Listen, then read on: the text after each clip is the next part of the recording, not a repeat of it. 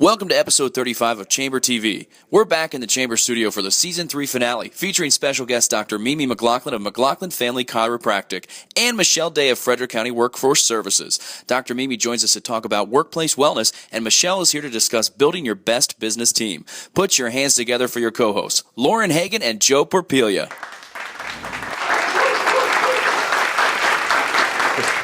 Welcome to episode 35. I'm Lauren Hagan, here with my co-host, Joe Porpiglia. Hello, and obviously if you're watching this, you did find us on our YouTube channel.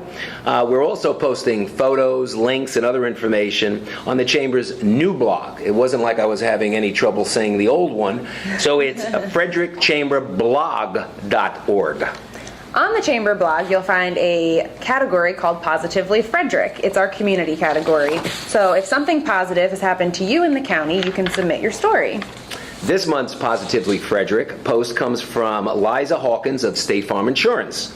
Liza is also on the Marketing Council for Leadership Frederick County. Leadership Frederick County is a 9-month program of the Chambers that explores community leadership. Lisa submitted a post about the first ever recipient of an LFC scholarship that was sponsored by a company other than the participants' company. So that's a pretty big deal. A big thank you goes out to the Women's Business Network, who provided Karen Smith, a Middletown accountant, with a scholarship to join the class of 2014. That's exciting. To read more about Karen's journey, check out our post online at frederickchamberblog.org. All right, well, we're moving right along then. We are. Okay. Well, we've got another great Frederick factoid for you this month. Our second guest on today's show is from Frederick County Workforce Services, so we decided to investigate the number of employees and employers in Frederick County. So if you like facts and figures, this factoid is for you. As of the 2011 economic facts provided by the Business Development and Retention Office, the total number of establishments in the county totals 6,131. Wow, impressive. And of those 6,000 plus establishments, they employ approximately 90,667 employees on average each year. So there's one of these little things at a party you can really wow people with, and you know that. So that's this month's factoid. Stay tuned for our first special guest, Mimi McLaughlin of McLaughlin Family Chiropractic. Thank you for tuning in to episode 35 of Chamber TV. Refreshments for our live studio audience were provided by Pretzel and Pizza Creations.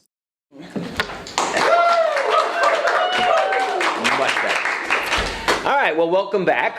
Not that you really could have gone anywhere, but welcome back. Our first guest is a local chiropractor who has served the Frederick community for more than 16 years. She received her Doctor of Chiropractic degree from Life University in Marietta, Georgia. We've invited Dr. Mimi to join us today to discuss how the workplace impacts the worker based on physical wellness. So even in the traditional workplace, non-accidental injuries can take place. So some common non-accidental injuries, see, we're going to keep teasing you before we bring her in, include neck strain, carpal tunnel, God, I'm feeling uncomfortable, and lower back pain. We're excited to learn about ways to prevent this, so please join me in welcoming Dr. Mimi. Thank you. All right, thank you for joining us. Thank you, it's good to be here. Great, and do you recommend any products or modifications in a traditional office environment that will better protect workers from the chances of non-accidental injury? Absolutely, Lauren. Oftentimes people are sitting in a chair and they sit for hours and hours, and the chairs are really poor, so you want to have good lumbar support on your chair. You also want to use armrests. Okay. Sometimes people also like to use a ball chair or something like what's called a sit disc, so it actually moves underneath you, so you strengthen the abs while you're working, and so that's real important. Obviously, fluorescent lights over time aren't really productive either, so those are good modifications. Well, then how can managers and decision makers really evaluate their current environment? How do they look around? What modifications or upgrades do you recommend? Great question, Joe. And so often it is, number one, being aware, because oftentimes people sit in an office and somebody set up that office for them, never really looked at the ergonomics of it. So a good idea is to just go back to your workplace and look, is my chair sitting properly at my desk? Am I turned at the computer all day? Do I need to put something under my feet? Or raise or lower my chair so my feet are actually on the floor. You want to look at your monitor and make sure that the monitor is not too high, too low, so that you're creating excess stress on your neck. And oftentimes, people can make really simple modifications without spending hundreds of dollars on changes in their workplace. That's great. And speaking of simple changes, are there any activities that you recommend workers do throughout the day to help improve their chances of not getting injured at the work? Number one is getting up and moving. Okay. So many people are sitting working at a desk all day, every day. They're creating symptoms such as carpal tunnel and neck strain and headaches. So getting up every half hour from your desk is a great idea. Stretching your hamstrings is a great idea. I recommend people stretch both their neck as well as their legs every half hour, 10 seconds, 10 times a day. Just holding their head to the side is a great idea. And then as well as stretching their legs. And by doing things repeatedly through the day, getting up, drinking water, that's going to create more energy in themselves as well as the people around them. They're also more productive at work. That's awesome. Well, that's the key, that last part. I mean, when you think about the big picture, the sort of what's in it for me as a company, why should a company really care about this? Why should they care about how healthy their employees are? That's a great question. Did you know $15 million a year is spent on workman's comp injuries in our country? A simple low back strain or a carpal tunnel strain costs the employer $10,000. With missed work, it's $17,000. Add in a low back surgery, it's $85,000. So if the employer wants to empower their team members, that 30 seconds of stretching every hour is a no-brainer in my opinion. So it's an investment in empowering your employees to take good care of your employees. Wow. Good economic sense. You got 2 Frederick factoids today, or 2 factoids at least. Thank you so much for all of your insight, Dr. Mimi. We appreciate it. Thank you. We're going to roll you on out.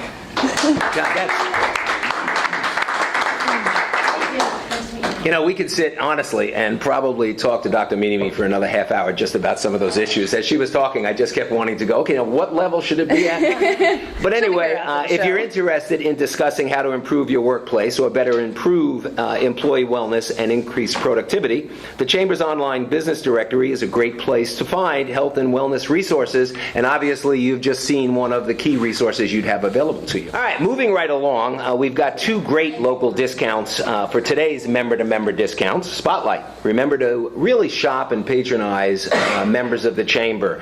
The advantage is obviously you're supporting each other and you're also getting great deals. You are. This month, we are taking a look at 2 coupons, as always. One is from Kickstart Learning Center, who's a newer Chamber member, and another is from Senior Coins and Currency. So Kickstart Learning Center, which is actually one of the newest Chamber members, they're offering 1 free student assessment for one-on-one tutoring with a certified Maryland teacher. What a good way, basically, to get your child up to speed as quickly as possible. Definitely. Our next coupon is very unique. Do you collect anything, Joe, by any chance? Vodka. Sorry. Well, this won't help you with that. However, if you collect coins, for those members who do that, you can enjoy a free coin and currency verbal appraisal when you make an appointment at Senior Coins and Currency. Interesting. Well, you can download these coupons and many more online at frederickchamber.org. Just look for that member-to-member button and hit it. Yep, thank you for shopping local. We'll be right back with Michelle Day. Are you interested in supporting Chamber TV? Each month an episode sponsor will be recognized during this commercial break. To learn more about promoting your company on Chamber TV, call 301-662-0745. Okay, well, welcome back again, even though I keep telling you they really can't go anywhere if they're watching it on YouTube, but welcome back. We're here with our final guest for today's show to discuss how to build the best team for your organization.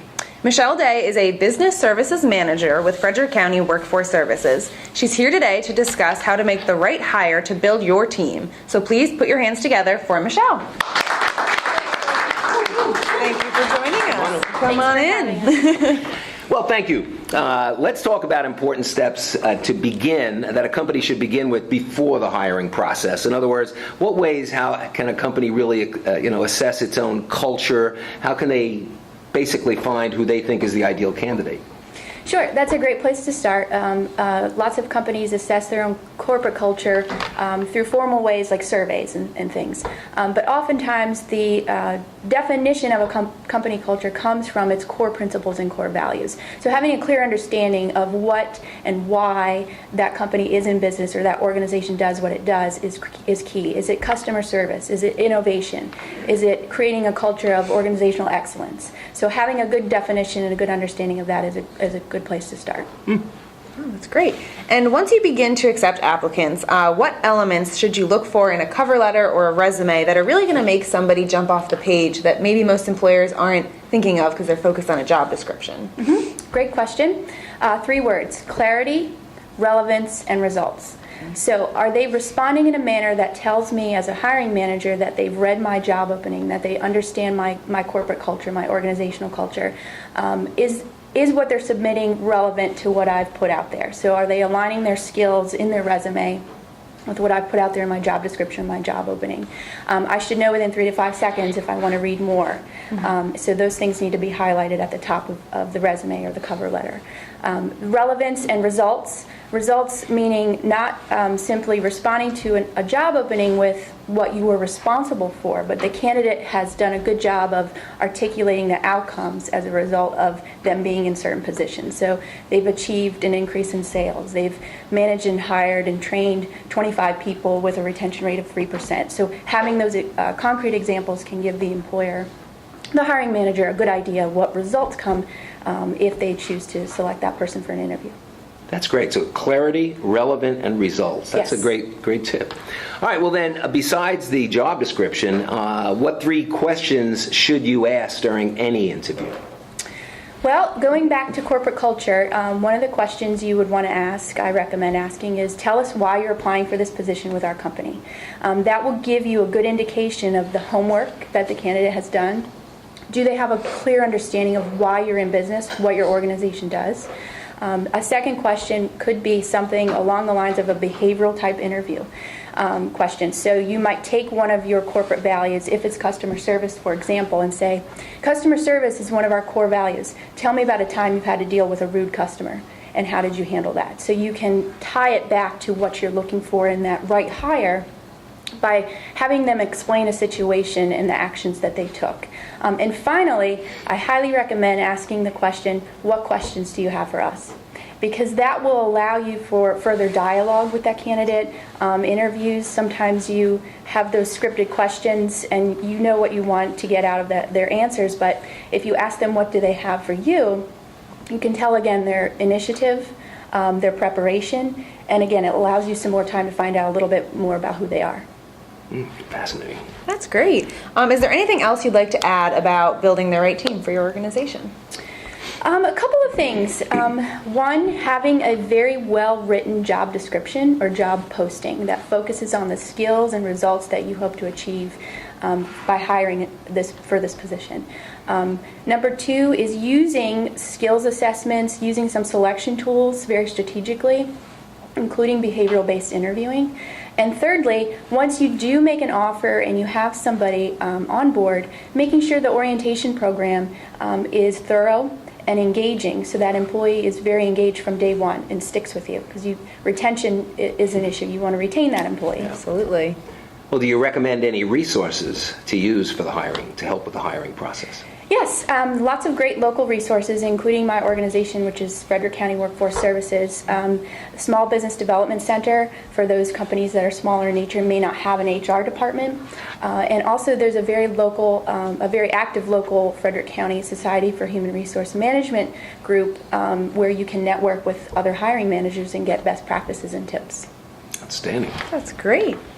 Well, thank you so much for joining us. Let's hear it from Michelle.